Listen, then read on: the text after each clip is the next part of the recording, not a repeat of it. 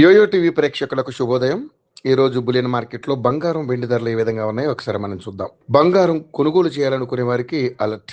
ఇటీవల US fed వడ్డీ రేట్ల పెంపు అంచనాల నేపథ్యంలో బంగారం ధరలు భారీగా దిగొచ్చిన సంగతి తెలిసిందే. అంతకుముందు అమెరికా ఇరాన్ ఉద్రిక్తతల నేపథ్యంలో కూడా క్రూడ్ ఆయిల్ రేట్లు భారీగా పెరగ్గా పసిడి ధరలు తగ్గుముఖం పట్టాయి. ఇదిలా ఉండగా ఇప్పుడు పరిస్థితి మళ్ళీ మారిపోతోంది.